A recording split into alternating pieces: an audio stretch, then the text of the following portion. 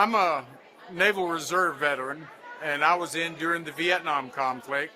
But I, when you look at my service compared to a lot of the others in this area, it just pales in comparison because I think I've mentioned to several people the high point of my military career was a transition from a Royal Mechanical typewriter to the first generation IBM Selectric. But like all of the people in the Honea Path, we've had relatives at different levels to actually go to war, go to combat, be in that uncomfortable situation day in and day out in some trench somewhere in a foreign land, trying to relieve another nation of oppression or anything like that. And for all of us here in Honea Path, it's like a close community appreciating each other for the sacrifices that their relatives made in all of these conflicts. Thanks, Jim. All right.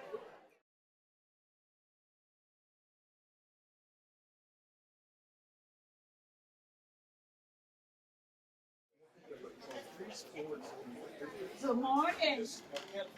Good morning. It's good to see you all. Next, we have our welcome by our Mayor Pro Tem, and that's Jim Taylor. And afterwards, we would have the opening prayer by Mr. Johnny Madison. Welcome to all of you unwilling participants of the memorial service part 2. So weather is always a source of entertainment for everyone. You don't believe it, try and plant a garden and then you go into the drought. But we are glad all of you are here. We're glad to have all of our veterans here, and we look forward to this time that we can get together and remember, especially today, those veterans who did not step off of the battlefield, which is our focus. We're thankful for you to be here, and we will look forward to this program and enjoy each other and enjoy this day. Thank you so much. And at this time, we'll have our national anthem by Mr. Amos Cunningham. Oh, say, can you see by the dawn's early light what so proudly we hailed at the twilight's last gleaming, whose broad stripes and bright stars through the perilous flight over ramparts we watched were so gallantly streaming, and the rocket's red glare, the bombs bursting in air, gave proof through the night that our flag was still there. Oh, say does that star-spangled banner yet wave? Oh, the land of the free and the home of the brave.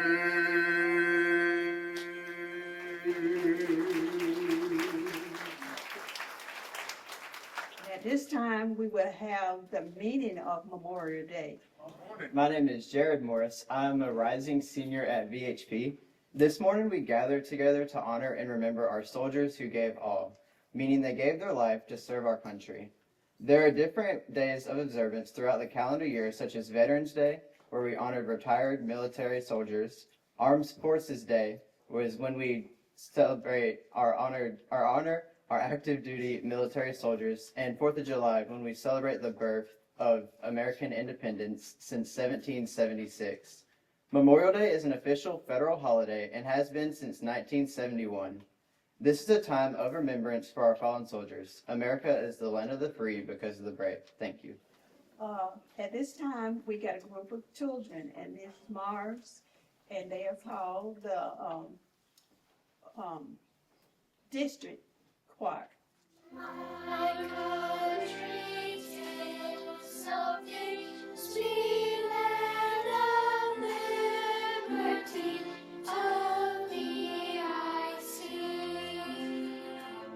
Land where my fathers died, land of the Pilgrim's pride, from every mountainside, land free of me. Very good. That was wonderful, wasn't it?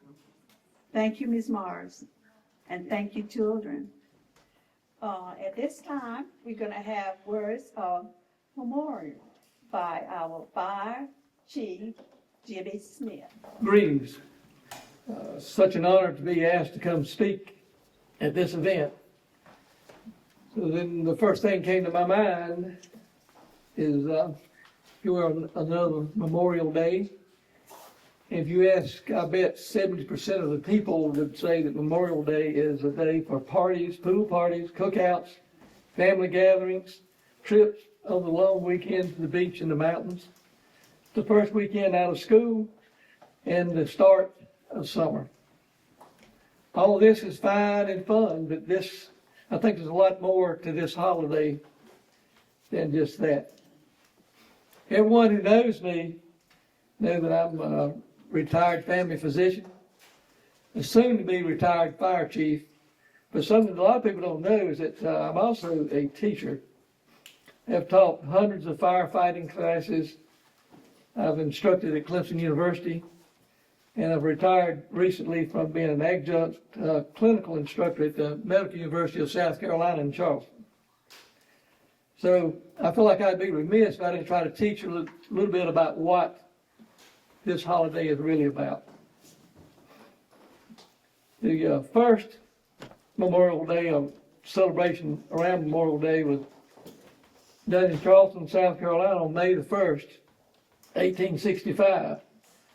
And this is where a lot of locals, as well as some recently freed enslaved people, got together and had memorial for dead Union soldiers who were found abandoned and dead in a horrific POW camp just outside of Charleston. From the 1860s to World War I, the day was called Decoration Day. In 1950, Congress passed an act that called it a prayer day for permanent peace. And in 1968, Congress passed an act establishing Memorial Day as we know it today. There's a number I want to bring out to everybody, 1,248,000. 1,248,000. That is the number of U.S. battle fatalities from 1775 to 2024. The top three wars, the top three losses. Number one is the Civil War, 620,000 lives. World War II, approximately 405,000 lives. World War I is 117,000 lives. With these numbers, these statistics, we can clearly see the seriousness and the somberness of this holiday. These fallen military people gave the ultimate sacrifice for the very core of our existence in this country. And the core of our existence is liberty and freedom. Without their sacrifice, we wouldn't be standing here having this celebration today. That's right.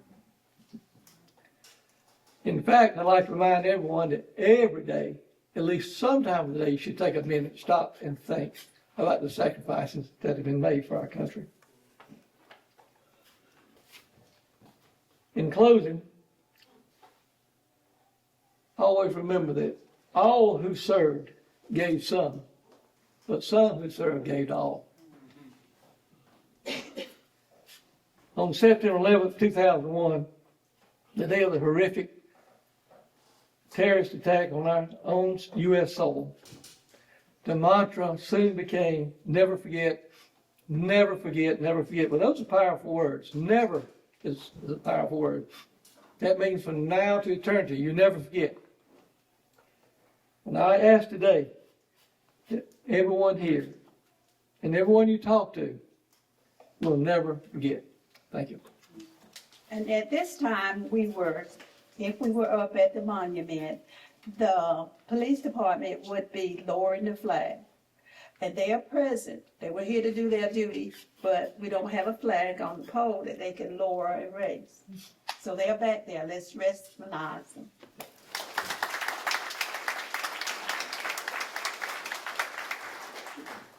At this time, we're going to have the readings of the names that's on that monument. Mrs. Celia Ballard is going to read those names for us. And while she's coming, we're going to have that moment of silence. Memorial Day is a federal holiday in the United States for remembering the people who died while serving in the country's armed forces. The holiday, which is currently observed every year on the last Monday of May, originated as Decoration Day after the American Civil War, when Civil War Commander-in-Chief John A. Logan and the Grand Army of the Republic established it as a time for the nation to decorate the graves of the Union war dead with flowers. The first national celebration took place on May 30th, 1868, at Arlington National Cemetery. We are here to honor those fallen soldiers from our community who lost their lives during wartime and who served in the United States Army, the United States Navy, the United States Marine Corps, the United States Coast Guard, the United States Air Force, and the United States Merchant Marines. And now the reading of their names.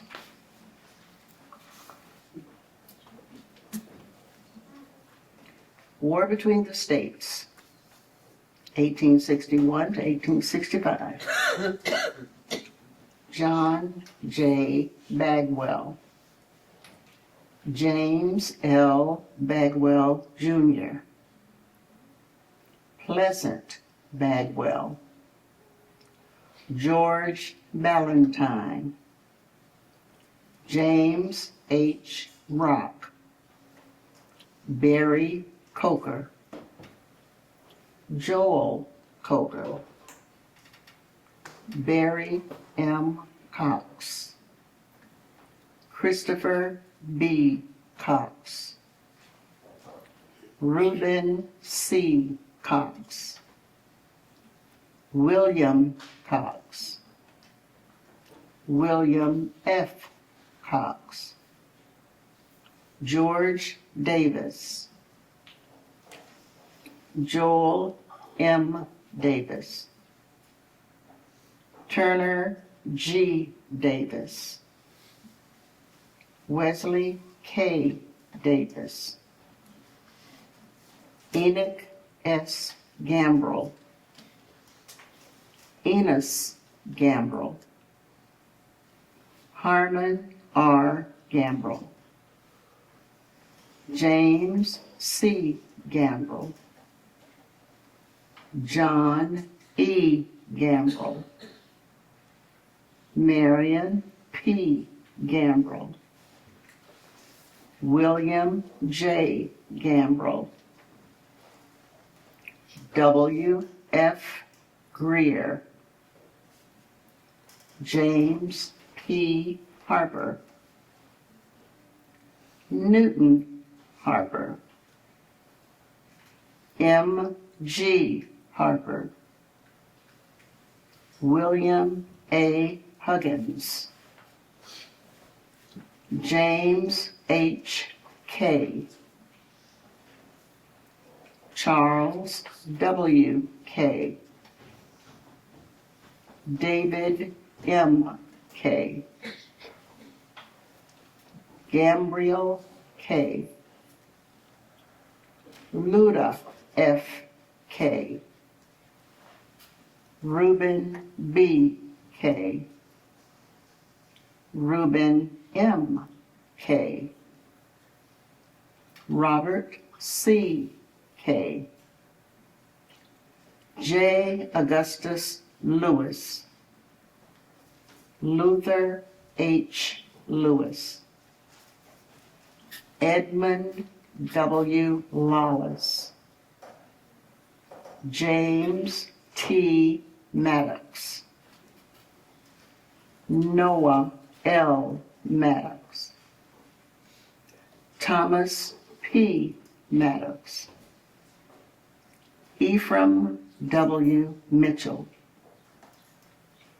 John Nelson, George Nelson, H. H. Parker, J. A. Pickrell, Lee Phillips, James M. Ritchie, Peter Ricketts, David G. Ridgway, Hugh B. Robinson, James A. Robinson, John A. Robinson, Waddy T. Trainum, James C. Wright. World War I, 1914 to 1918, though the United States entered the war in 1917. Robert Bowen, Casper W. Caldwell, William T. Callahan, William A. Hudgens, Richard T. Lawless, Curtis M. Simmons. World War II, 1939 to 1945. The United States entered the war in December 1941. Matthew Alewine, Pitney E. Bagwell, J. D. Bannister, Winifred Bowen, Albert R. Branyan, George L. Bratcher, Patrick O. Coker, James A. Cowan, my uncle Benny Davis, James P. Elledge, Meyer Forb, William E. Jordan, Henry C. Kirby, James E. Knight, J. L. Knight, James J. Latimer, Frank Lewis, Floyd Lawless, Richard B. I. Lawless, Henry E. Lyon, Frank V. Malone, Earl P. Madison, John I. Madison, James A. McClellan, Lyndon Moore, Clarence W. Page, Thomas A. Scott, Welton F. Spence, Thomas E. Taylor, Curtis M. Wright. Not listed on our town memorial, John Paul Chambly, Ralph D. Smith.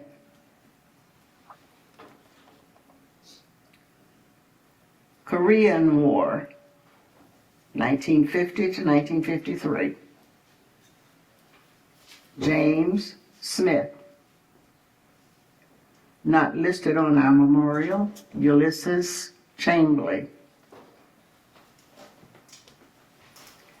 Vietnam conflict, 1955 to 1975. United States entered combat in 1965. Thomas T. McClellan. Broadus A. Whitt. James M. Ellis. Thank you for your attention to this reading. If any of you know of fallen soldiers that are not listed, please inform a member of the town council. Thank you. We'll hear and we'll bless. I'm sorry to say, and I hated about those fallen soldiers, but that's why we're here today, because they got out and fought for us. At this time, we're going to have the story of the Taps by Mr. Jason Peterson. The original version of Taps is a bugle call, not a full song with lyrics. It was composed during the American Civil War in 1862 by the Union Army Brigadier General Daniel Butterfield, with the help of his brigade bugler, Oliver Wilcox Norton. The melody was intended to signal lights out for the soldiers, replacing an early French bugle call. The original Taps is a 24-note bugle call, which has become one of the most recognizable bugle calls in the United States. It is traditionally played at military funerals, memorial services, or ceremonies marking the end of the day, which is lights out. And at this time, we will have a special introduction by Councilman Earl Ashley. Samuel Clark is the son of Bobby and Paula Clark. He is a corporal in the United States Marines. He has served for 3.5 years. He is an ammunition technician with Combat Logistics Battalion 451. Samuel will be attending the recruiter's course to become a recruiter in Anderson. He is also the grandson of Sandra Bigby. Madeline Bigby has just finished the 6th grade at Honea Path Middle School, where she is in Ideals Music and Band. She was invited to play with the advanced band as a second chair trumpet while in beginning band.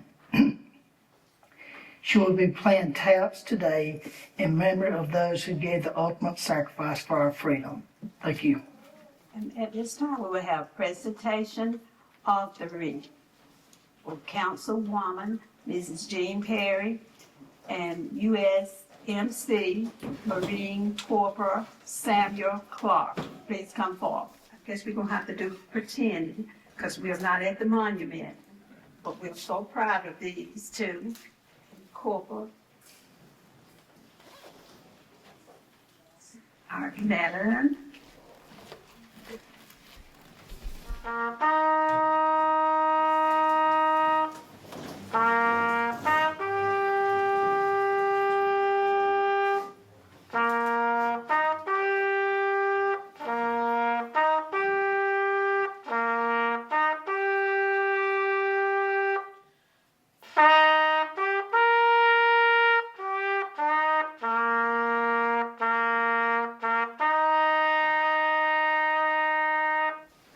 Now we will have appoint the unknown soldier for Councilwoman Jenkins.